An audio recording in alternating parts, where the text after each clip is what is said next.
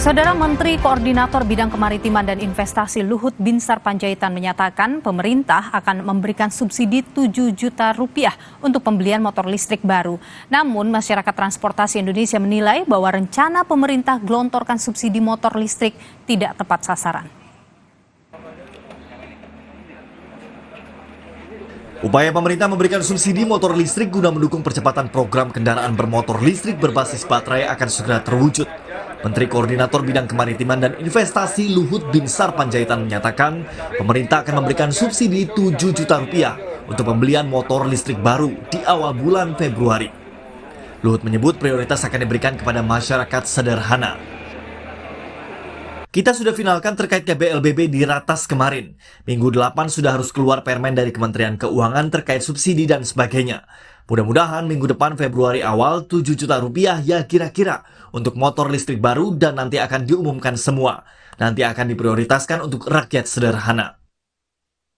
Sementara itu anggota Komisi 7 DPR Mulyanto tak setuju dengan pemberian subsidi motor listrik. Mulyanto menilai langkah subsidi kurang tepat dan dapat dialihkan untuk perbaikan layanan transportasi umum.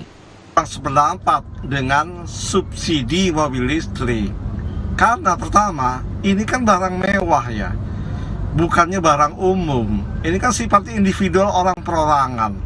Jadi, kita tidak sependapat kalau uang negara yang terbatas, apalagi dari hutang, untuk mensubsidi mobil listrik. Kita lebih sependapat kalau yang disubsidi itu kendaraan umum, kendaraan publik. Ini kan bermanfaat untuk masyarakat luas. Senada dengan anggota Komisi 7 DPR, pengamat transportasi Joko Setiowarno menilai pemberian subsidi tidak tepat. Joko menilai pemerintah seharusnya fokus dalam pembenahan transportasi umum yang masif digunakan oleh masyarakat. Akan mengucurkan subsidi untuk kendaraan listrik sebesar 5 triliun dan ini saya kira cukup besar sekali. Tapi di sisi lain memang Indonesia sekarang sedang mengalami krisis transportasi umum. Nah, bagaimana caranya ke depan kita memberikan subsidi yang lebih tepat sasaran. Artinya jika subsidi itu diberikan, maka tidak hanya mengurangi polusi udara, namun juga bisa mengatasi kemacetan dan mengurangi penggunaan BBM di perkotaan. Oleh sebab itu, dengan adanya krisis angkutan umum ini, kita sebarkan aja untuk pembelian bus-bus pembenahan transportasi perkotaan. Pemerintah menargetkan tahun 2030 total 3 juta kendaraan listrik termasuk motor listrik telah beroperasi di Indonesia. Dari total jumlah tersebut diharapkan mampu menurunkan emisi karbon sebesar 3,8 juta ton. Tim Liputan Kompas TV. Rencana pemerintah memberikan subsidi pembelian motor listrik agar mendorong terciptanya namun saudara, apakah kemudian langkah ini tepat sasaran?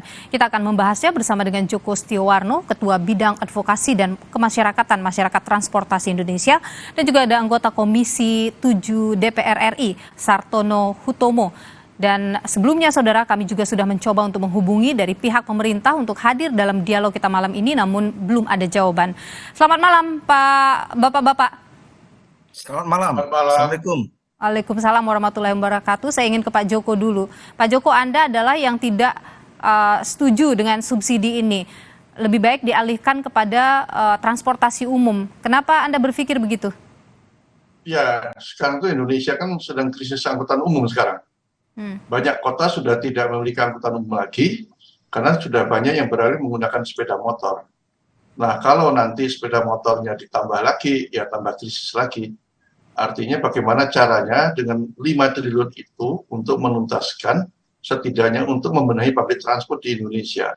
Kita jangan hanya lihat kota Jakarta ya, karena jauh-jauh Bodetabek aja banyak angkutan umumnya sangat buruk sekali. Dan sudah banyak yang sudah tidak ada angkutan umum, apalagi kalau kita lihat banyak kota yang lainnya. Oke, kalau selama ini ada juga subsidi untuk transportasi umum, Anda menilai itu belum cukup? Ya sebenarnya pemerintah baru memberikan tuh 2 tahun yang lalu lah, 2020 ya, sekarang ada 11 kota untuk membenahi public transport itu. Ya, tapi kan kita banyak kota 500-an lebih harus diberikan gitu kan. Nah sekarang kalau itu diberikan di perkotaan khususnya, ini kan menambah masalah baru lagi. Oke. Ya. kita mungkin harus belajar aja lah sudah dengan Asmat gitu kan. Asmat itu 99,99% itu menggunakan kendaraan listrik di sana karena mereka memang kesulitan BBM. Jadi subsidi itu sebaiknya selain untuk public transport juga diberikan daerah-daerah yang kesulitan mendapatkan BBM.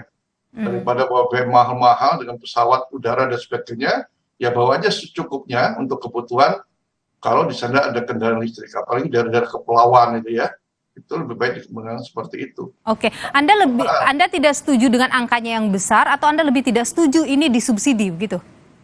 Kalau angkanya besar sangat setuju sekali.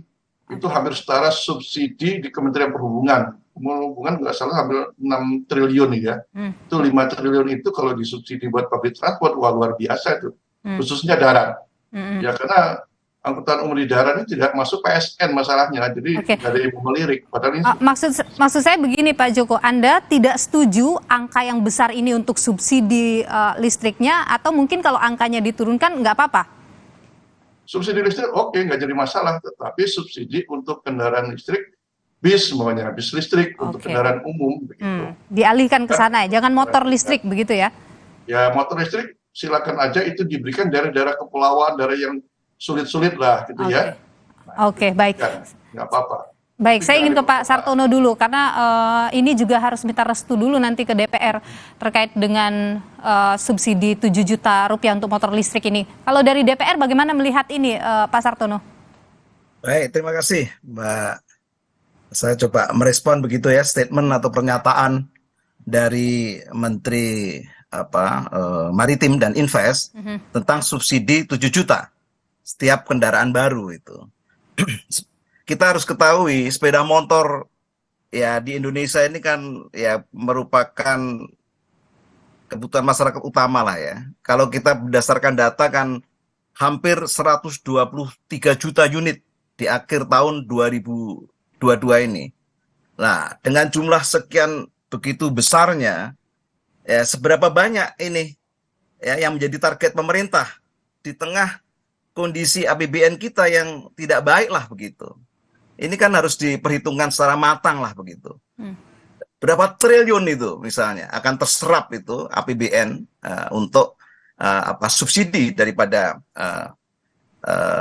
kendaraan listrik, sepeda motor listrik. Saya bersepakat juga dengan Bapak Joko, harusnya ya mencari suatu daerah lah, percontohan lah begitu untuk menyiapkan itu. Jadi tidak langsung secara masif, secara nasional. Satu sisi kan belum siap kita infrastrukturnya, ya kan? Juga itu di dalam untuk pengisian ya bahan daripada kendaraan listrik ini.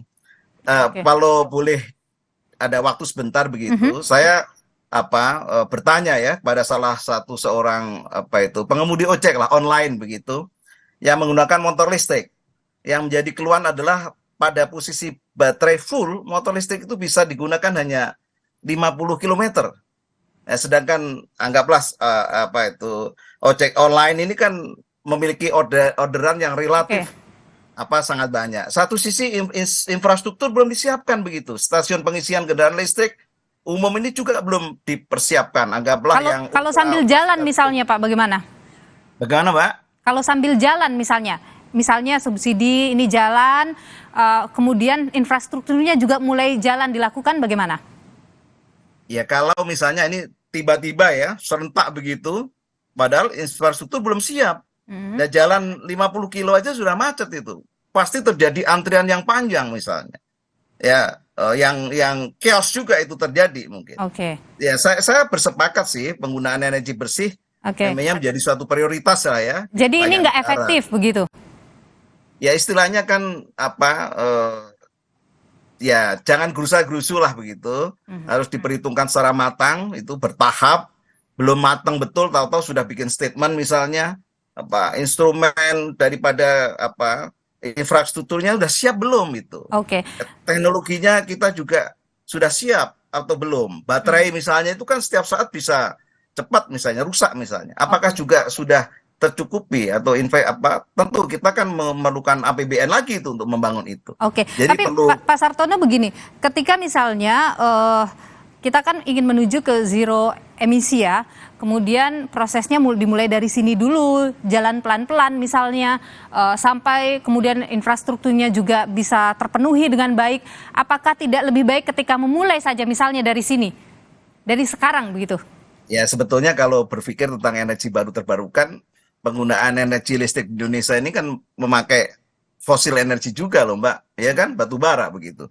Tapi sebagai transisi, oke lah begitu, tetapi juga dipersiapkan dengan matang lah begitu, dan juga anggaran ini, APBN ini, dalam situasi APBN kita terbatas, hutang kita yang sudah 7.700 triliun misalnya, nah ini kan jangan sampai terserap ya, harusnya ada program-program yang bisa memberikan multiplier effect ya kepada jadi Komisi 7 nggak akan merestui nih subsidi ini.